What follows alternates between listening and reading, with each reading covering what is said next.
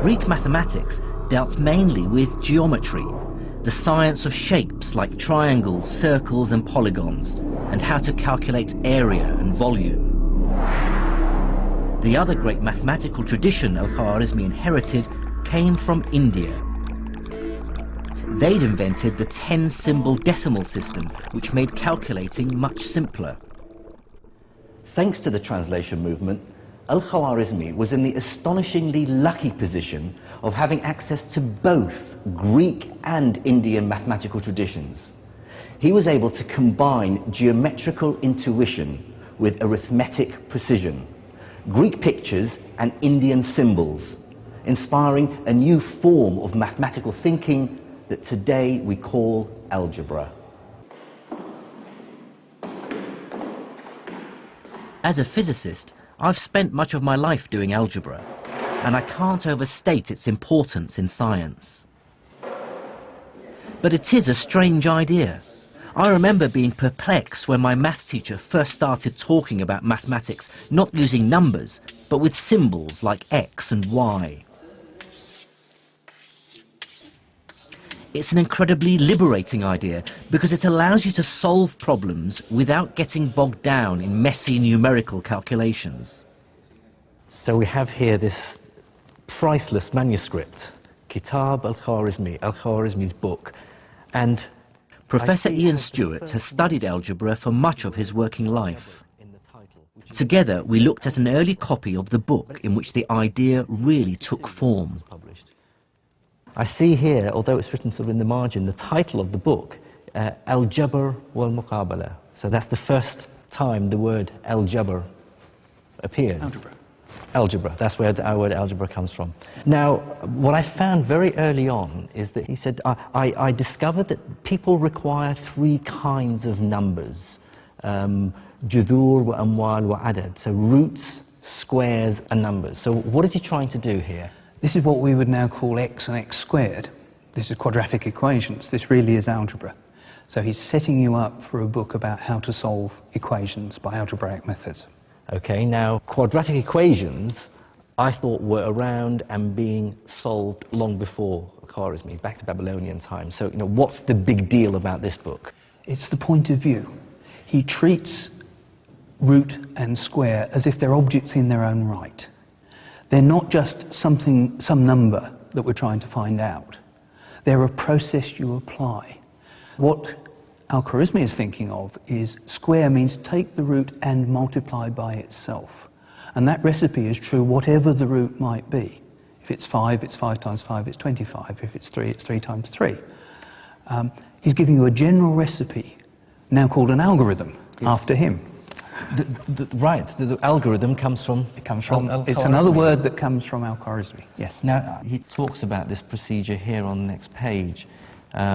You take the number multiplying the root, and then you halve it, and then you multiply it by itself. Then you add it to the other number and take the square root. That's the algorithm, is it? That's right, and this is where you see the difference, because previous writers on the subject would have said things like, take half of 10, which is 5, square that, which is 25, and then they do another problem, take half of 12, which is 6, square that, which is 36, and they'd run you through this same process over and over again with different numbers, and it would be up to you to infer how to do it on the next problem. But he doesn't do that. He doesn't do that. He says, take half the root. Whatever the root is, take half the root. So half the root is actually an object. If the root is an object, half the root is an object. So you don't have to have in your mind what that root stands for. You can forget about what it stands for. When you come to square it, you just know, okay, I should square this thing. I don't care what the thing is. So you abandon temporarily this link with specific numbers, manipulate the new objects according to the rules that his book is explaining, and then the numbers that these objects represent in your particular problem will miraculously appear at the end, and you'll end up with x equals 3, or whatever it is. So how revolutionary do you regard Al-Khwarizmi's work? He made it possible for algebra to exist as a subject in its own right, rather than as a technique for finding numbers. The least interesting bit of an algebraic calculation is when you get to the end and discover that x equals 3. It's the route you take to get there But if it was a special route for each problem and a different route for each problem, that wouldn't be interesting either. It would just be a big mess. There's this beautiful general series of principles, and if you understand those, then you really understand algebra.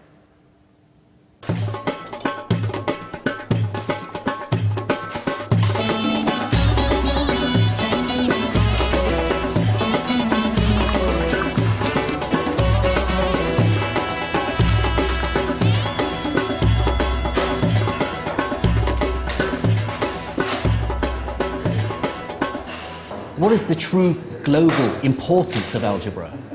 It's been used throughout the ages to solve all sorts of problems.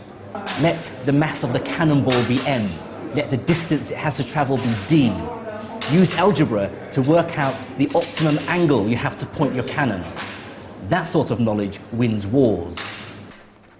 Or let's call the speed of light c, the change in mass of an atomic nucleus m, and then calculate the energy released with the following algebraic formula: E equals mc squared. Mastery of that information truly is power.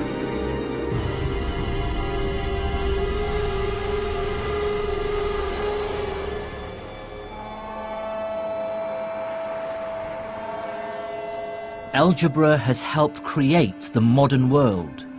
Our science is unimaginable without it. It sums up so much that was remarkable about medieval Islamic science, taking ideas from Greece and India, combining and enhancing them. Similarly, modern medicine owes a considerable debt to the work of the Islamic physicians. But I think the real story of what happened to science in the Islamic world in the 8th and 9th centuries tells us more than any single discovery. What it really tells us is about the universal truth of science itself. I believe that the first great achievement of the medieval Islamic scientists was to prove that science isn't Islamic, or Hindu, or Hellenistic, or Jewish, Buddhist, or Christian. It cannot be claimed by any one culture. Before Islam, science was spread across the world. But the scholars of medieval Islam pieced together this giant scientific jigsaw by absorbing knowledge that had originated from far beyond their own empire's borders.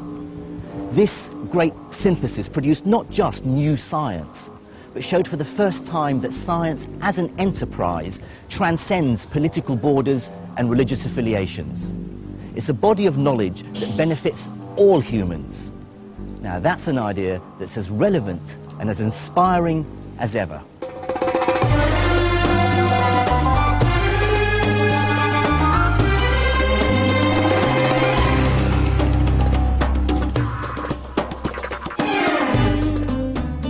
In the next episode, I investigate how one of the most important ideas in the world arose in the Islamic Empire.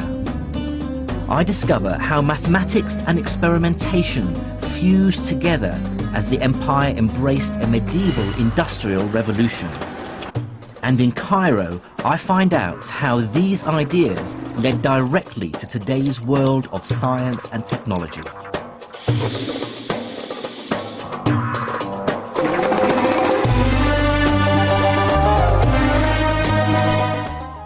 And that next episode of Science in Islam is here on BBC 4 at 9 next Monday.